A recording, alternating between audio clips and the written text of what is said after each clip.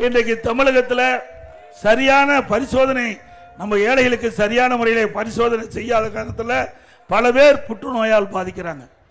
இன்றைக்கு அதிக அளவு இன்றைக்கு நாளுக்கு நாள் புற்றுநோய் பரவி கொண்டிருக்கின்றது.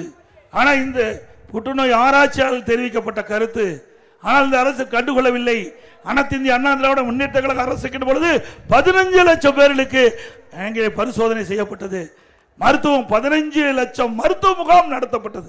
அந்த 15 லட்சம் மருத்துவ முகாமில் ஏழை மக்கள் கலந்து கொண்டு அவருடைய உடல்நிலை பரிசோதனை செஞ்சு நோய்வாயிருந்தால் உடனுக்குடன் சம்பந்தப்பட்ட மருத்துவமனைக்கு அவளை அனுப்பி வைத்து அந்த நோயை குணப்படுத்தினோம்.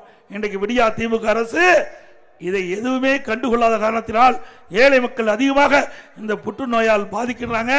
இந்த புற்றுநோயிலிருந்து நம்ம ஏழை மக்களை பாதுகாக்க வேண்டும் என்ற அடிப்படையில் அதிமுக ஆட்சி இருக்கின்ற பொழுது இன்றைக்கு சென்னை ஓமந்துரா மருத்துவமனை, ராயப்பேட்டை மருத்துவமனை, தூத்துக்குடி அரசு பொது மருத்துவமனை, சேலம் மதுரை மருத்துவமனையில் சுமார் 22 கோடி ஒவ்வொரு மருத்துவமனையிலும் நான் குறிப்பிட்ட ஒவ்வொரு இடத்திலும் 22 கோடி ரூபாய் மதிப்பில் லீனா ஆக்சிலேட்டர் புற்றுநோய் கண்டறிய சிகிச்சை அளிக்கக்கூடிய அந்த கருவியை நிறுவி ஏழைகளுக்கு அற்புதமா வைத்திய சிகிச்சை கொடுத்த அரசாங்கம் அதிமுக அரசாங்கம்.